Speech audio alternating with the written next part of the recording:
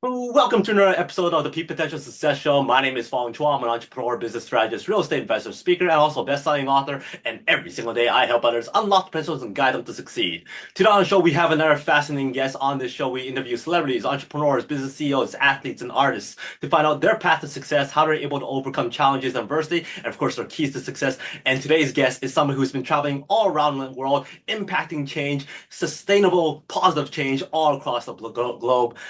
He comes highly recommended by lots of listeners of mine and guests of mine, and so I'm very excited to have him here. And I'm sure we crossed paths before in an event or somewhere in the last few years here.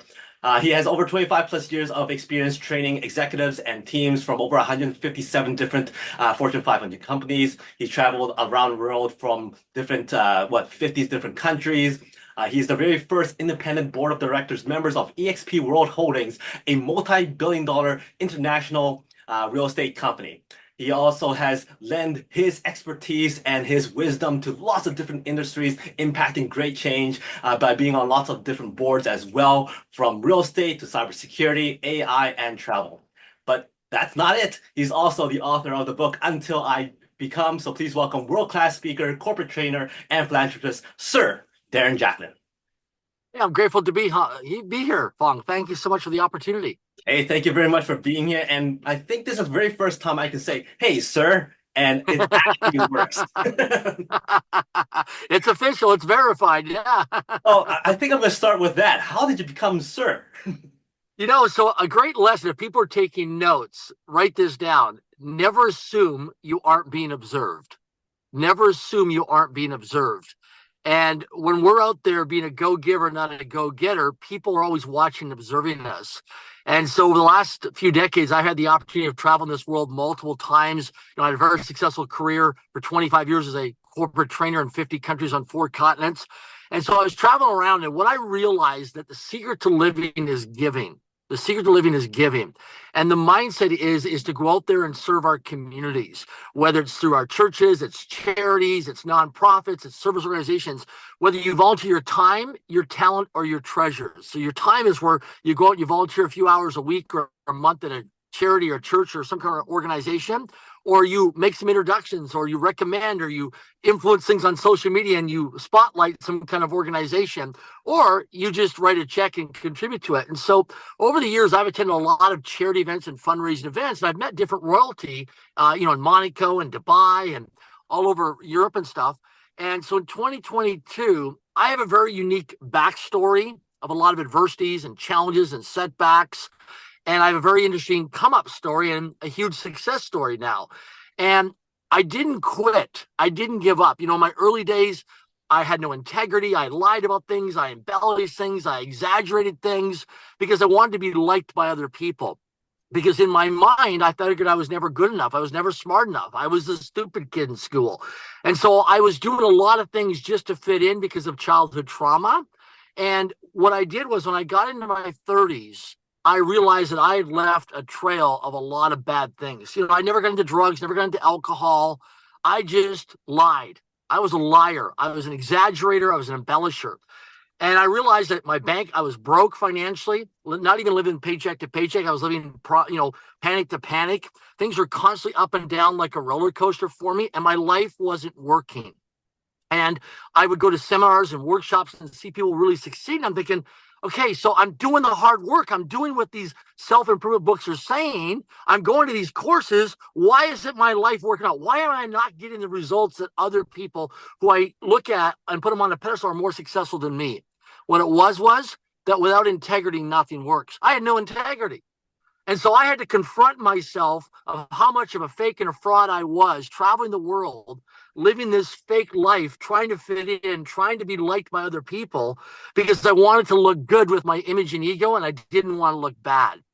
And so when I started to look at my life of where my out of integrities were, and I started to go back and get trained and developed through coaches and mentors, and go back and clean up all these messes that I had created, borrowing money, exaggerating things, trying to meet a girl and, inflating things. And I did all that stuff, all that hard work, by the way, which was not easy. Fong. It was very confronting and very uncomfortable. But I tell you, I have so much freedom today and so much weight off my shoulders from doing that. And what happened was I started to get recognized and noticed, not only from my investments and portfolio of companies today and family foundation and the success, but also for a man who cleaned up and looked at all of his blind spots of where he was out of integrity and went back to restore my integrity. So I did a lot of hard work over a long period of life. And that's the key thing is never assume we're not being observed. So in 2022, I got contacted by the Royal Order of Cappadocia, and they said, you've been candidated by 2 people to be possibly knighted, but we have to go through our discovery and due diligence process. So I was one of 2 Canadian citizens and one of 24 people in the world at the time to be knighted as Sir Darren Jacklin. So kind of a roundabout story, but I wanted to be transparent and authentic and vulnerable, that you don't, people say, do I have to go to school and get a PhD or an MBA or come from a wealthy family? No. Take a look at your life, of how you're living your life, and really come from a place of what I realized was, and I'll share something with you, Fong, just to be vulnerable. The reason why the payoff for me was that when I was traveling around the world and exaggerating things and embellishing things and lying about things, the payoff for me is that I didn't have to confront myself. That was the payoff. I didn't have to confront myself. And what I realized was that, every time that I would give my word to something, a promise to myself, and I break my own promise or break my agreements with other people, like showing up late, not being on time, being disrespectful, being unreliable. And my life has changed now. Like, I'm very disciplined, very focused, very structured. I live by my calendar. I have alarms, I have reminders, all that stuff, because my word creates my world today. My words create my world. My words create my world. People really got that and just got present to that. Your words in your life, what you speak, because in life, we hear the saying, talk is cheap. I think most people cheapen their talk because their words have no power. They say things, but their words have no power. Imagine this, Fong, that if you and I got to really know each other and we started to making agreements with each other, like, we'll go hiking or we'll do things together. And every time you don't follow through on your word, we cut off one of your fingers. That's your integrity. That's the skin in the game. That's the skin in the game. That's the cost. And so what I did is, over the last decade plus, I got really focused on being an integrity person, being my word, being accountable, being responsible, being focused and disciplined, and building teams of people. And because of that, I got recognized and acknowledged to be knighted. I did the hard work, and that was a major thing for me, is looking at my blind spots, look at things that are ugly in my life, things I'm embarrassed about and ashamed about and got guilt about. And I went to do that hard work. And now I live an incredible, extraordinary life as a human being that I'm blessed with gratitude to live today, and get a chance to do these podcast series with you, to pay it forward and pass it on, to share my ugly side, my vulnerable, true side, hoping that it will wake people up to look at their life saying, wow, okay, if Sir Darren Jacklin could do this, so can I. Wow, that is absolutely incredible.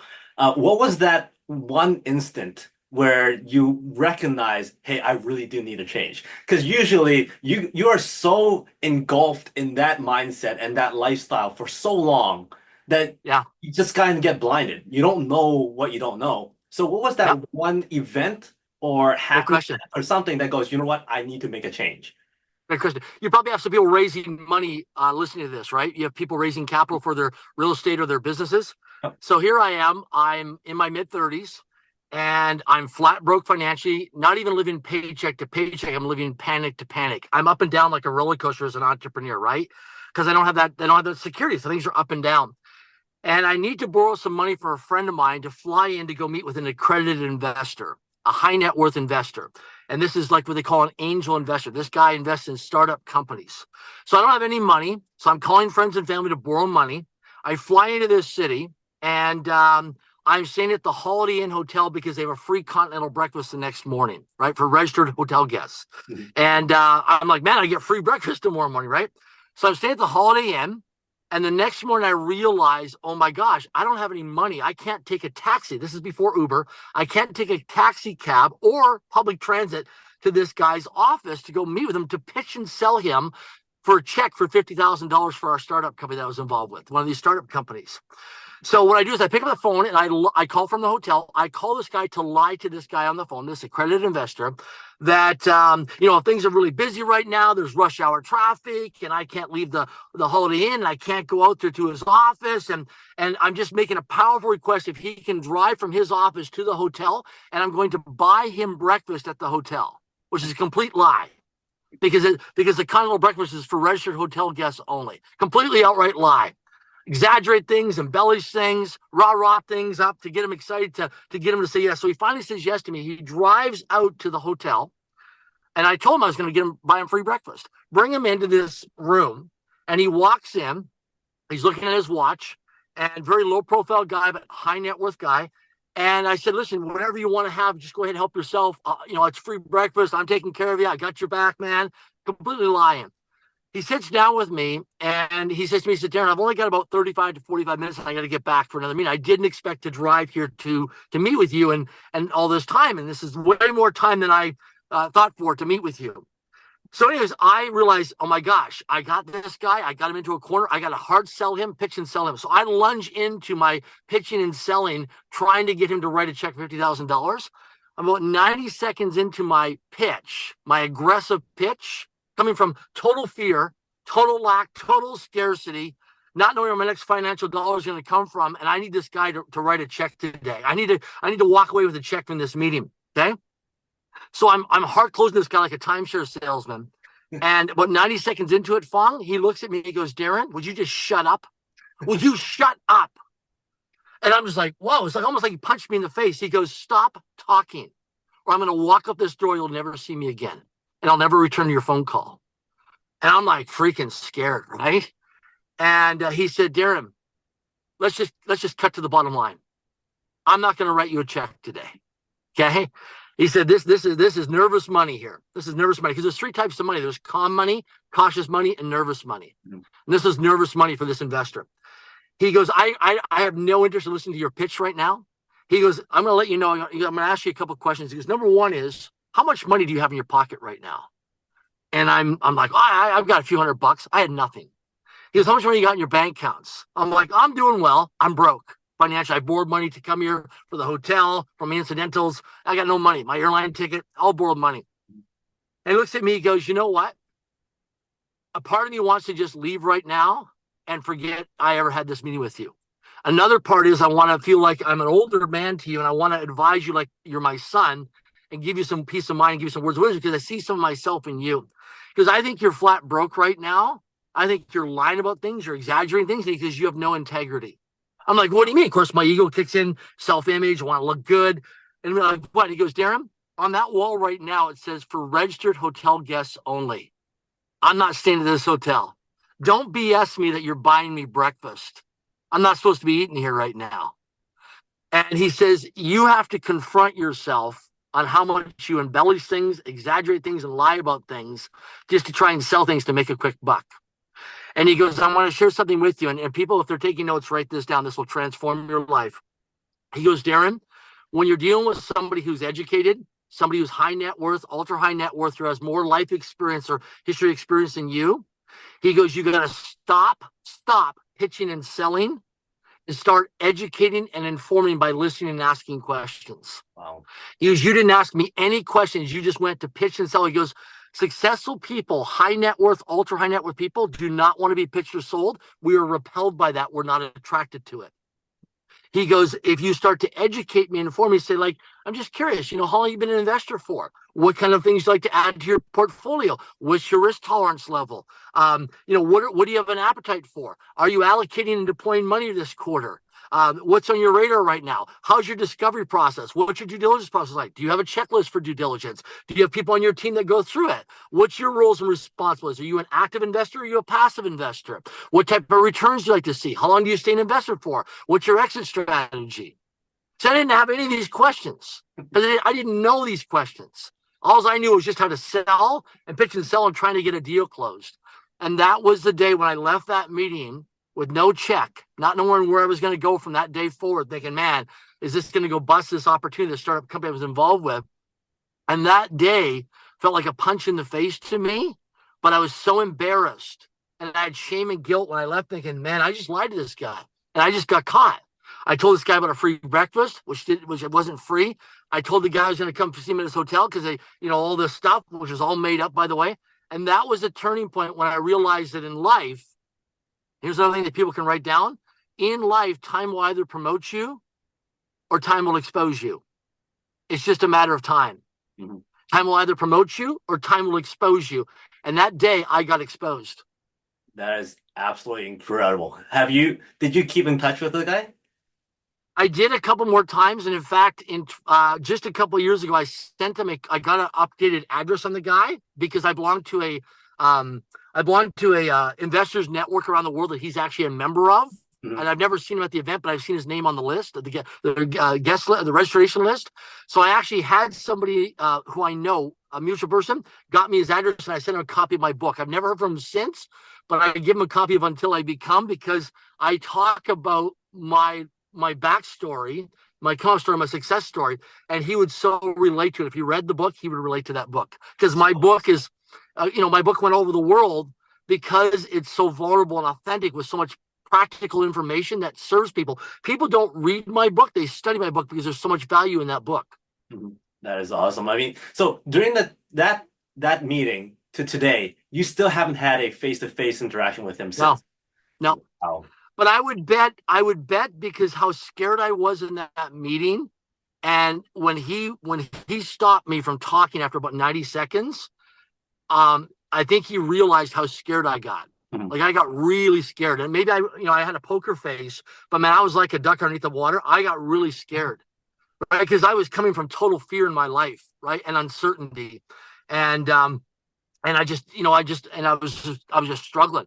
And so that, I think he realized that, because I do that with people. I watch and observe people all the time on social media. You see the fake people, and I see people now who embellish things on their social media. The guy with the Ferrari who just went and took a picture of a Ferrari, the guy sitting in a private jet who doesn't own a private jet. He went to some private terminal and sat in a jet and is taking pictures as an influencer. Mm-hmm. See, this is what I'm talking about today in this world today, right? People pretending something they're not, and then broadcast on their social media, trying to create this self-image that's not. Somebody who's trying to, in real estate, who's trying to be this big real estate player, who's never owned any real estate properties, who's just selling real estate information and real estate courses, right? But doesn't have a real estate portfolio. Mm-hmm. People who are like, oh, I'm doing all this. Well, I'm thinking, okay, really, you're this successful, but I've never met your accountant or a lawyer. I've never met your CFO. You tell me I met a guy a couple of years ago in Sarasota, Florida, who told me he owned 59 companies, and I never saw him with another person. If you own 59 companies in your portfolio, you wouldn't always be traveling by yourself. Right. You'd have an assistant, you'd have a CFO, you'd have a lawyer, an accountant. And anytime I was ever on a call with this guy, because he always wanted me to invest in some of his stuff, I never met any of his team. It just didn't make any sense. You got 59 companies and you're always by yourself, and you always got time for me. When you're running 59 companies, man, your phone is blowing up with messages all the time. That's true. Even if you've got good structures and systems and processes in place. So behavior never lies. And that's the key thing, is that I just want to share with people how I got exposed in my life because of what I was doing. And I ended up lying and believing my own BS in my own life. And I didn't realize that other people could see right through it. Mm-hmm. It goes to show that individual that he actually took the time. Like, he probably had that inkling that something's off. Yeah. The moment he got into his car and drove to see you. So therefore, he actually spent time to hear you out, spent time to call you out. So yes. Does that kind of translate to who you are now? Do you have more patience for people Absolutely. who call you, like who meet up with you, who are embellishing and all that kind of stuff? It's interesting. So Tatiana's my partner in life and best friend, and I have a lot of people who come to me today, and they say, I'll get text messages or direct messages, and they're like, hey, Darren, I want to hire a life coach. And can you recommend someone to me? I want someone, I've got some childhood trauma or things I got to work through, or some issues going on in my life, or things I'm solving for. And I said, okay, can I ask you some qualifying questions? Because, prescription before diagnosis is called malpractice in the medical industry. And I don't want to prescribe before I diagnose. I want to listen and ask questions so we can match the right potential life coach or business coach or executive coach with you with what you're looking for. So I started asking them questions. So I'd say, Fong, are you in a relationship? And you'd say, you're in a relationship, right? Yep. And it's okay, great. How long have you been together for? Are you common law? Are you married? Are you been dating? Is this a committed relationship, a serious relationship? And you're like, great. I said, okay, the greatest coach you'll ever have in your life is your spouse, partner, or significant other, him or her that lives with you. The reason why is they spend the most amount of time in proximity to you. They know your strengths, your weaknesses, your fears, your doubts, your worries, your insecurities, and your blind spots. So what I realized over the last almost decade of being with Tatiana was, she come from 3 academic degrees. She was a high school teacher for 35 years. She's now my chief operations officer of the DARREN Jacklin Group companies. We built a big real estate portfolio. We're invested in multiple companies. We have an international foundation right now. We're building 100 schools around the world. We've committed to $100 million over the next decade towards global philanthropy because I got my life sorted out now. But the thing is, I can't lie because Tatiana is my partner in life and in business, and she can see right through things. So rather than looking at her as bitching or complaining to me or, being negative, I look at, my gosh, she's my greatest coach in my life. So a lot of spouses or partners of people who have conflict and challenge in their relationships, they're mirroring back to you where you're lacking your integrity. And it's so powerful. And that's the thing is that a lot of people today, you see these people traveling around and doing things and they're always on the run. I was at an event recently where I walk into this room and they're raising capital. And I'm asking the people in the room, how long have you known so-and-so for? And not one person Fong in the room had known the person raising money for more than 4 months. And the person on the stage raising the capital is saying, yeah, I've got friends in the audience here today that have known me for decades. Well, I haven't found one who's verified that yet. Everybody said the most they've known you is 4 months. And I met about 80% of the room. Wow. And so that's me. That's the old Darren up on stage, right? Yeah, I've known these people for decades, all this kind of stuff, just trying to generate some money, trying to close a deal, and not realizing that behavior never lies, and time will either promote you or time will expose you. So trust but verify. Always do your due diligence. And that's something I learned. I'll give you an example. I lost $400,000 last year in a deal, an investment opportunity. Met a gentleman, got highly recommended through a mutual friend of mine. And, this guy had a professional designation, CPA designation. And what I didn't realize, he was a bad actor. He had a lot of out of integrities and a lot of broken promises, broken agreements with himself and with a lot of other people. And then one day I'm traveling with him in his vehicle, and he goes into the gas station to use the restroom. And in his vehicle, his cell phone's connected to his Bluetooth. All these text messages start popping up on the dashboard of his screen. You're running away from me. You owe me money. And it was just multiple different cell phone numbers coming in. I thought, whoa, this guy's got some things going on here that he's running from.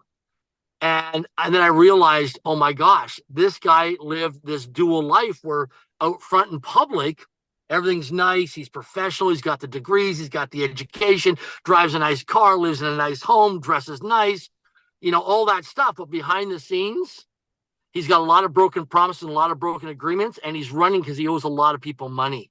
And at that moment, I realized, oh my gosh, what we invested in with this guy, we're going to lose our investment. We did. So he taught me a lot. He taught me, number one, who I never want to become, but also that without integrity, nothing works, because over time, you'll get promoted, you get exposed. And this guy today, his wife's divorced him now. He's got lots of people chasing him for money. He's gained weight. He's aged, like, if you see him online, he's aged by like 10 years. He's under a lot of stress and a lot of pressure. I've tried to have these uncomfortable conversations with him, and he runs from me, doesn't return my phone calls, my messages, because I'm coming from a place of like, hey, I've been where you've been. I've walked in your shoes. I've been on welfare. I've been homeless. I had an R9 credit rating, which is the worst credit score you can get in North America. I've been all that stuff, and I've turned it around and become a multimillionaire today, and playing a big game in terms of philanthropy to make a difference in the world. So I know what it's like. And so I always share with people when around finances is when people are struggling with finances, because here's the thing, we don't have money problems in life. We only have thinking problems in life. A money problem is when you have a lot of money coming in and you don't know how to manage it or allocate it or what to do with it. That's a financial problem. But when somebody calls me or directs message me and says, I've got a money problem, no, you don't, because you have no money. It's not a money problem. It's a thinking problem. See the difference in the mindset? It's a thinking problem. And the thing is, when people are struggling constantly financially, take a look at your life of where you're out of integrity. Where are you exaggerating things? Where are you embellishing things? Where are you lying about things? And actually write it down in a journal or a diary on paper and start making a list of where you're broken promises and agreements. So promises are what you make to yourself. Agreements are what you make with other people. And start looking at where do you have all your broken promises with yourself. Take a look. Every human being's got them. Mm-hmm. Every human being. And here's the thing. The people that mistrust people the most and are suspicious of other people have the most amount of broken promises and broken agreements. And if people don't believe me, sit down with me for 30 minutes and I'll expose you. And I'll go through things. I'll ask some hard-hitting questions and you'll realize in 30 minutes or less, oh my gosh, do you have a paper trail of broken promises with yourself and broken agreements with other people? Because think about it, if you can't keep your own promises, what I realized to myself, people say to me today, they go, Darren, you're so self-confident. Man, you have so much confidence. You know why? Because every time that we don't keep a personal promise to ourselves, we diminish our self-worth and our self-confidence. Mm. Wow. Every time that we say, oh, I got to run all these errands today, and we do these errands, guess what happens? Our self-confidence increases, our belief in ourselves increases. Every time we say, oh, yeah, I'll show up to that event, we don't show up on time. So I'll give you an example. I use hiking as a filter. Okay, so behind me is Camelback Mountain in Phoenix, Arizona. I do hiking fundraisers, and we bring people out from all walks of life to come out hiking with us at hikingfundraiser.com. We collect the money from hiking registration, corporate sponsorship, and merchandise sales from backpacks and water bottles. And then that money goes to build schools for some of the most impoverished children living around the world. I have a lot of my high net worth and ultra high net worth friends and investor friends that actually come out to these hikes to meet people. Because the thing is, when you take somebody out hiking, it's different than going to play pickleball or tennis or racquetball or golf. See, if I go play golf with you, I can wear my mask and I can have my pride, my image, and my ego. If I take you out hiking and you start sweating because or start getting uncomfortable because we're elevating up the mountain, guess what? You can't lie to me. When you're out of breath and I'm asking you questions, you're trying to stay present in the moment and not lose your balance because you haven't hiked much, so you're not in the best shape. Guess what? You're going to tell me the truth. So it's a great way for discovery and due diligence process. It's a great way if you're single and you want to meet someone and you want to date someone, rather than doing the social media apps and the dating apps. Take somebody out for a hike and you'll learn their true authentic self, because behavior never lies. That is awesome. Has anybody showed up to a meet and greet with you thinking that it's going to be a business kind of interaction and show up in a suit and then you go, hey, we're going to go hiking right now, and they're hiking in their suit? Good question. I just had a guy the other day, just a few days ago, here in Vancouver, Canada. He came to meet with me to pitch me for his business. And I said, we're going to go hiking. I took him nighttime hiking out in the wilderness in the dark, and he wasn't prepared for it. Well, guess what? In business and entrepreneurship, sometimes life throws you a curveball that you're not prepared for. That's the way life happens, right? Throws you a curveball. So I says, we're going hiking. He goes, well, I don't hike much. I said, that's okay. We're going to go hike for a couple hours. Take him out in the wilderness. And he's like, so what happens is, so here's the thing, Fong. When I take you out in the wilderness, the first thing that goes through your mind is, oh my gosh, are we going to get attacked or eaten by a wild animal? Okay? Because our brain's job is protection and survival. So he's freaking out, right? So here's the cool thing. I get a chance to see his side. Does he have anger management issues? When he freaks out, what does he do? Does he throw objects? Does he yell and scream? Does he cuss? Like, I get a chance to see everything on display of his human behavior. And then I get a chance to see, does he ask for help? Does he tell me he's feeling scared or frightened or worried? All this stuff starts to surface that you would never see in a board meeting or a lunch meeting or a Starbucks coffee shop meeting. And then when we're out there, what kind of questions is he asking? Is he having a conversation with me? Is he saying anything? So all this stuff starts to surface and display. And guess what? You see people's true, authentic self, their vulnerable self, when they're out there, when you put people into uncomfortable situations. You know what I've discovered? The guy has no money. He's embellishing things. He's exaggerating things. He's lying about things. He's behind on some big promises. He's got some people chasing him right now. Some credit card companies chasing him for money because he's on late payments. And he's out there hustling and grinding, looking for investors to invest in his deal. And the company that he's representing is actually not where it's really at. He's inflated some things. And I caught him while we were out hiking. And the funny thing was, I said, let me ask you a question. How's it going right now with your capital raising? He goes, oh man, it's so hard. It's so hard. Everybody's rejecting me. You know why? Because of how you are showing up as a human being, not as a human doing. Who are you being as a human being? You're being, right? Your words create your world. And so I had a phenomenal conversation with them that was a transformational conversation with them, because that it was a very uncomfortable hike with him, but we went deep. There was not a service conversation. And that's the thing. See, most people just have service conversations. They talk about the news, the weather, the sports, and traffic, or the U.S. election coming up here shortly. But people don't go deep, and people are scared. I used to be scared to ask qualifying questions, to ask questions. Like I tell you, if you ever meet Tatiana, which I hope you do sometime, Tatiana, my partner, when we're looking at opportunities to invest in, Tatiana, without exaggeration, will ask 1,000 questions. She was a high school teacher for 35 years, 3 academic degrees, taught grade 8 to grade 12. Imagine how many kids lied to her in high school over 35 years. Right?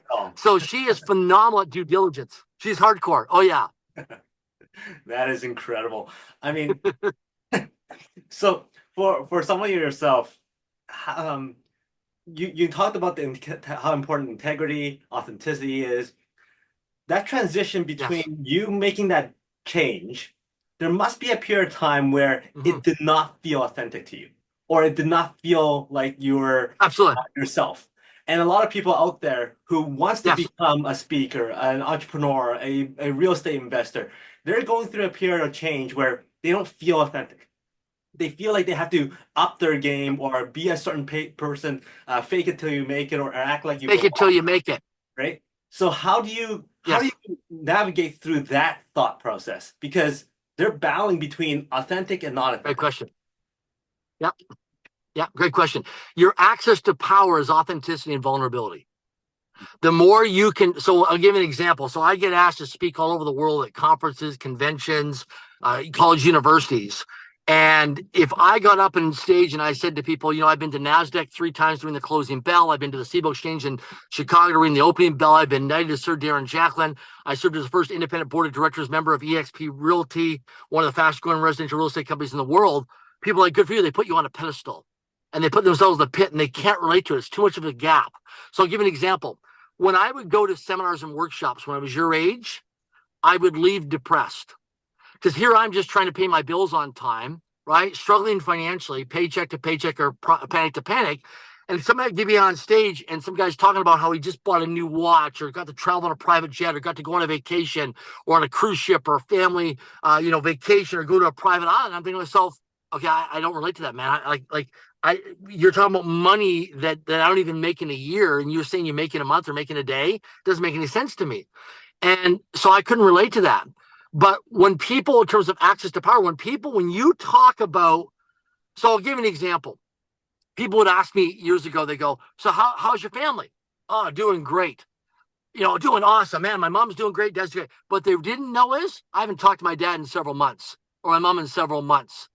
I didn't tell them that, yeah, you know what? I owe my mom and dad lots of money right now, and I keep exaggerating, lying to them and telling them I'm going to pay them back, and I have no intention on paying them back. That's the truth. That's what's really going on, right? Darren, how's your business going? Oh, man, doing awesome. Yeah, I don't tell them I'm in overdraft, and I got people chasing me, and I'm behind on paying my taxes for a few years. That's the truth.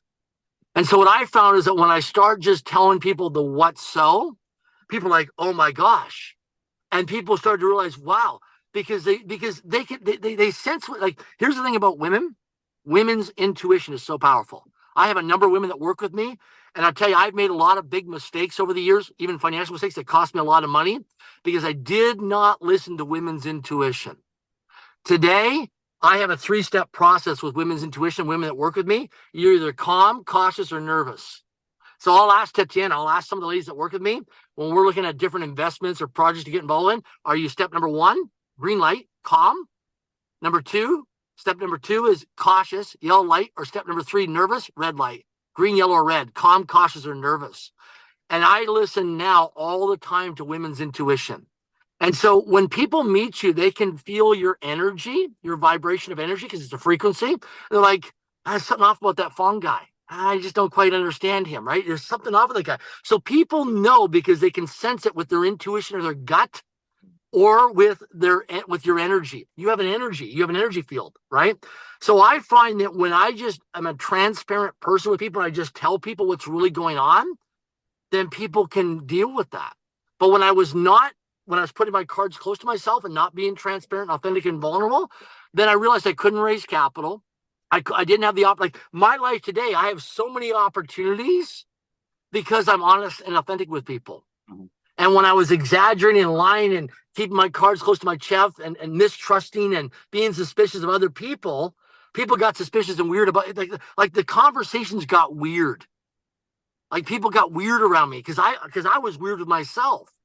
And now when I'm just free to just freely self-express myself of who I am as a human being and what's really going on, people are like, wow, thank you so much. I'll give you an example. Last night, I was speaking at a private club here in Vancouver.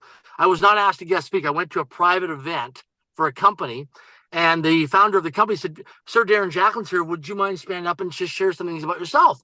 So I'm in front of this room of all these high-level business people running multi-million, billion-dollar companies. There's about 35 of us in the room, small group of people, invitation only. So I get up there and I said, who in the room do I know? I knew 2 people. That was it. I said to the owner, I said, how much time do I have? He goes, how much time do you need? I said, can I have like 10, 12 minutes? I said, would it be okay, everybody in the room, if I just give you a little bit of story about my backstory and then tell you about my common story? So I said to myself, listen, I failed grade 1 of public school, misdiagnosed with a learning disability, reading disability. And it was determined that I was unfit to attend regular school. So I was put into special education from grade 1 to grade 12. And I started talking about my life story, about how I learned how to become not good enough, not smart enough, not trusting of other people. And then I talked about when I graduated from high school, I did multiple suicide attempts to end my life because of my mental health, because of my insecurities, my fears, my childhood trauma of being not good enough and not smart enough and not feeling I was never going to amount to much in life. Let me ask you a question, Fong. What throughout your life, what was the age that you were the most confused as a young man? Probably my early 20s. For me, it was 14 to early 20s. To me, it was around 14 to 16 and then early 20s. I was the most confused about my life. What am I going to do? Where am I going to live? Where am I going to go? What kind of work or career am I going to do? Every human being has a period of their life where they're the most confused. So I started sharing this last night with people where I was most confused in my life, because I never learned about my values, my beliefs, my actions, my behaviors. I never learned about how to become a man in a relationship. Like nobody ever taught me how to become a man, how to treat a woman, how to be respectful. Nobody ever taught me. I never took a course on integrity in school. Like I never went to an integrity class and we're going to talk about integrity and what integrity is and look at integrity. I never got that training development. Right. So I'm just a human being making all these mistakes, trying to live through life and stuff. So I shared this with the group last night. Right. And then I came to where I am today. And at the end, these PSS people were crying. They're in tears. People come hugging me and handshaking me like, wow, I have never been so moved by somebody before. Why? Because it was my authenticity. Uh-huh. I was the one who was the most bold and courageous in that room. And I'm like, you know what? I'm just going to be myself. I'm just going to take my clothes off and I'm just going to be vulnerable and authentic in front of everybody here, raw and transparent and real. And people thought, wow. I had a couple messages this morning, text messages from people, and they're like, wow. I went home and talked to my wife for hours, pillow talk, after I got home last night. Wow, I went home and had a different conversation with my spouse or partner. Wow, I feel different this morning. Why? Because finally they're like, wow, somebody just put their cards on the table and was just fully transparent, raw and vulnerable and naked and real of what's really going on as a human being. That is incredible. And people just get to be free. And you know what's interesting? Go ahead. Yeah, no, go finish your thought. I'll share something quickly. A few years ago, I'm in Uganda, East Africa, and I'm over there doing some entrepreneurship training and some humanitarian work. And I get a phone call, and a guy says to me, he says, hey, can you be available tomorrow morning at 7 a.m. at your hotel? I said, for what? And he goes, I got a driver going to pick you up in a Toyota Land Cruiser safari vehicle, and he's going to take you up into rural northern Uganda, East Africa. It's going to be a full-day trip. It's going to be a rough ride. The roads are not like North America. And he goes, we're going to drop you off out in the bush for like 3 days. You're going to stay in a mud hut. I'm like, well, what do I pack? Like, do I take my cell phone? Do I take clothes with me? Do I take my passport? Like, do I need any money? Like, do I get food? Like, what do I do? He goes, just leave everything in your hotel, lock up in the safe. You're not taking anything with you. and you get out there. So I go all day with my driver. I get up into northern Uganda, East Africa. I arrive at the village, and some of the people there they're all naked. They have no clothes. And I come out of the safari vehicle, and some of the elders come up to me. And of course, I'm like E.T. If you remember the show called E.T., the movie called E.T., I'm like E.T. walking into the village. These people had never seen a white male Caucasian man before. I'm like an albino. And so they're just fascinated by this blonde haired, blue eyed guy. So I come into the village, and the one elder comes up to me and he goes, "Sir," he goes, "can I ask you a question?" I said, "Sure." He goes, "Why are you wearing a costume?" He says to me, "Why are you wearing a costume?" "I'm wearing clothes." "Why are you wearing a costume?" And of course, in my mind, I want to look good and I don't want to look bad, my image and my ego. And he goes, "Why don't you just take your costume off?" He goes, "You know, you people in the Western world, you're so attached to labels, Louis Vuitton, Lululemon, Nike, all these names, these brand names. Why don't you just be free and self-expressed?" I'm thinking, "What do you mean?" And he goes, "Just take your clothes off." So I'm like, "Well, where do I put my clothes?" He goes, "Just drop them on the ground." "Yeah, but what if somebody steals them, takes them away?" "Well, how am I going to get back to the main, Kampala, Uganda, East Africa, where my hotel is?" He goes, "No one's going to touch your clothes because nobody cares."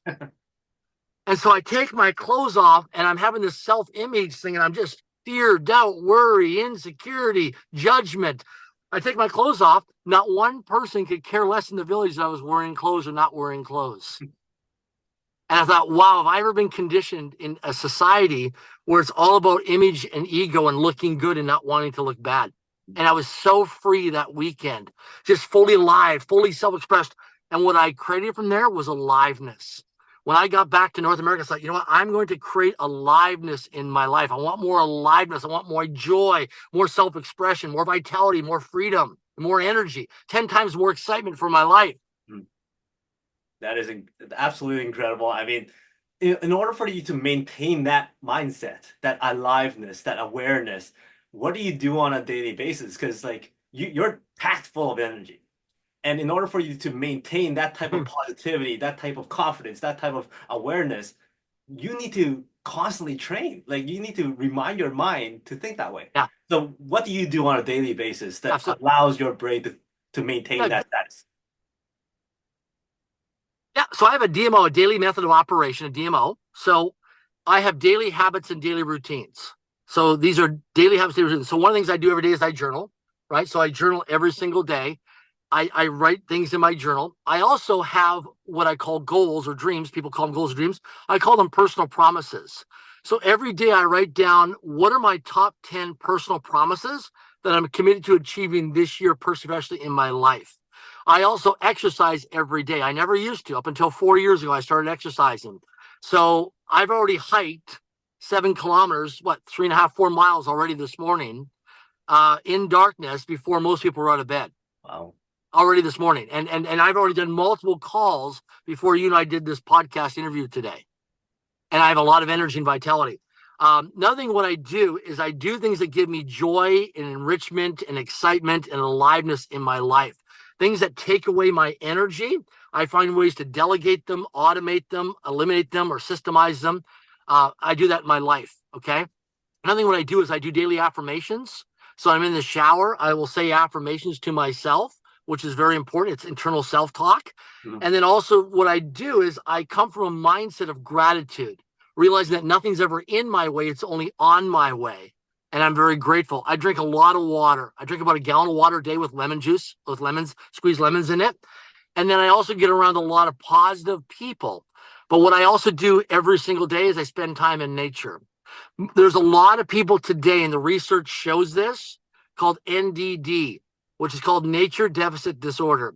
So if we go back 30, 40, 50 years, the majority of human beings in North America and the Western world spent the majority of their time outdoors, in their gardens, in the backyard, in the soccer fields, at the playgrounds, at the parks. They spent the majority of their time. Today, the research shows around mental health that the majority of human beings today in the first world or Western world spend 85 to 90% of their time indoors on electronics, around technology. They're in condominiums, apartment buildings, they're in buildings.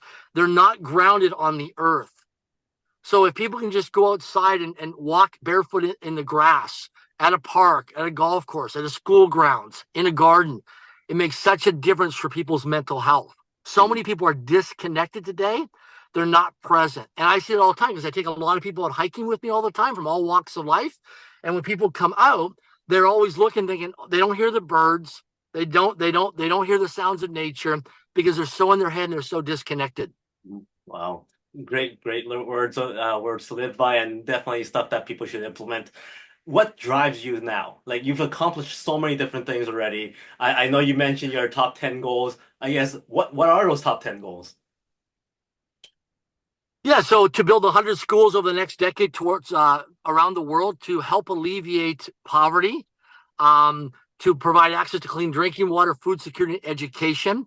So we do a thing called Take a Hike, Build a School, and people can go to hikingfundraiser.com to learn more about it. And we are setting up different locations across the United States and Canada and internationally where people come out and they take a hike. And when they take a hike, they get a chance to network and collaborate and be in like-minded community with like-minded people. And then from there, that money gets collected through Link Foundation, which is an international registered foundation in Canada and the United States. And then that money gets allocated towards building a school. So the cool thing about this, which gives me aliveness and joy, is seeing people come out. And a lot of people think, well, I can't make a difference. I don't matter much. I'm living paycheck to paycheck. I got a family. I got bills to pay. I got student loans to take care of. People come out and they come out to take a hike for their mental health awareness, but then they realize that they're enriching somebody else's life and they're helping to alleviate the next generation of children living in poverty or impoverished conditions around the world. So that really fulfills me, of people coming out and being in nature and getting around other inspired and energizing, like-minded people, but then also realize that people get a chance to be part of something greater than themselves. Mm-hmm. They're solving a problem while supporting a cause, while making a difference, because the secret to living is giving, and my success or your success is someone else's miracle. Mm-hmm. So the more abundance and prosperity that we can come from, right, versus fear and doubt and worry and lack and scarcity, the more we can make a difference in the world. So that's what gives me great joy now, is seeing people expand and grow and develop, and all the stories and the success stories that are coming out of, Take a Hike, Build a School, from people becoming best-selling authors, to people raising capital, people finding their partner in life, to people end up, changing jobs, changing careers, people having new friends and associates, all kinds of, because here's the thing to look at, okay? As human beings, all we are is a network of conversations. And opportunities live inside of conversations. So I always share with people, if things are not working for in your life, you're not having conversations with other people. Because if we look at the International Space Station, we look down on planet Earth and we look at all the human beings on the planet, all we are is a network of conversations. Social media, all it is a network of conversations. So the key thing is start having more conversations. But what do most people do? They talk about the news, the weather, the sports, and traffic, but they're not actually having deeper, more meaningful, rich, inspiring conversations. They're talking about surface stuff. Mm-hmm. They're trying to exaggerate and lie and embellish things and trying to look good, not wanting to look bad. But if they start talking about what they really, really, really want in their lives and what they're really up to, it changes everything. And that's what I do, is I create an authentic, vulnerable container, which is Take a Hike, Build a School, and people come out and things start to happen in a magical way. And it's, I can tell you all kinds of case studies of people that have come out and how their lives have transformed, their zip codes and postal codes have changed. So many things have happened as a result of people showing up, because 80% of success is showing up, and the other 20% is structure and systems and processes, right? And taking action on things. But it's the mindset of just being, see, here's the thing, you don't have to go out and make money. You have to be in a room where people have already made money and find a way to solve a problem and serve people and have them invest or be a part of your opportunity. That's the thing, is that the majority of people think, they're like, oh, I got to work so hard to make money. No, you don't. You just got to get around people who already made a lot of money, and you can learn from what other people have made. See, people create money out of thin air. And I know most people, it's hard for them to understand that, because we solve problems. Entrepreneurs solve problems. Business owners solve problems. If you want to make more money, start solving bigger problems. Mm-hmm.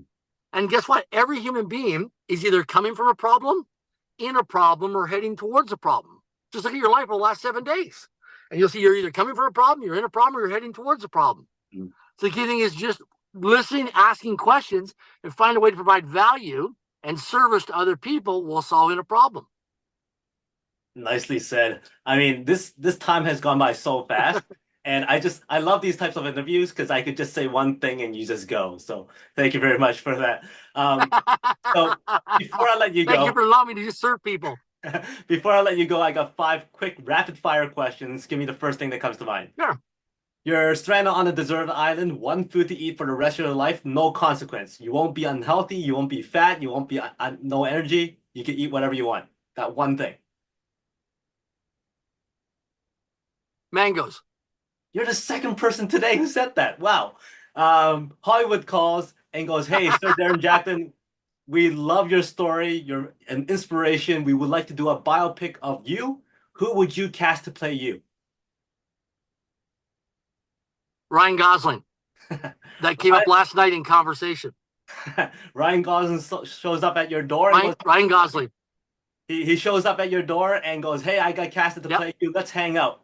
What is a night out with you and Ryan look like? I'd probably take him out hiking. I love hiking, being out in nature, outdoors, because then we can have an authentic conversation. It's so different environment being out in nature than being in a restaurant or a coffee shop. I take him out hiking. Okay, so he's hungry, and you go, "Don't worry, buddy. I'm gonna cook you something special." What's your special dish? I love sushi. Sushi's my favorite food. Nicely done. You're in a car for an hours long road trip, but there's only one song that plays over and over again. What's that one song you don't mind listening to? But Def Leppard, Love and Affection. Great choice. Give me a number from 1 to 4. I love Def Leppard. 3. 1, 2, 3. So if you had to 3. use cinnamon bun as a metaphor for success, how is success like a cinnamon bun? Good question. It changes the way it tastes throughout your life and life experiences. I find that when you're a kid, it tastes differently. When I get older, as a kid, I just want to eat cinnamon buns. But as I get older now, I'll be more mindful of health and fitness nutrition. I want it when I eat it, I savor it differently than when I was a kid. When younger kids just do like eating it. Now, when I eat a cinnamon bun, I enjoy it because I'm not going to have a whole bunch of them. I'm just going to have that one, and I may have it once or twice a year. So I really take the time to really enjoy that cinnamon bun and be present in the moment eating that cinnamon bun, and also being grateful for the person that made that cinnamon bun and created that cinnamon bun. And there's a sense of gratitude behind it and appreciation. Awesome. Nice answer there. So that's how success is like a cinnamon bun. Thank you very much for your time. Any final last words that you would like to share? My pleasure. Yeah, I'd love to have people come out with me. If people want to come out and be part of making a difference with mental health awareness and making a difference in kids' lives, just go to hikingfundraiser.com. Hikingfundraiser.com. Come on out. Listen, you can be a brand new beginner hiker.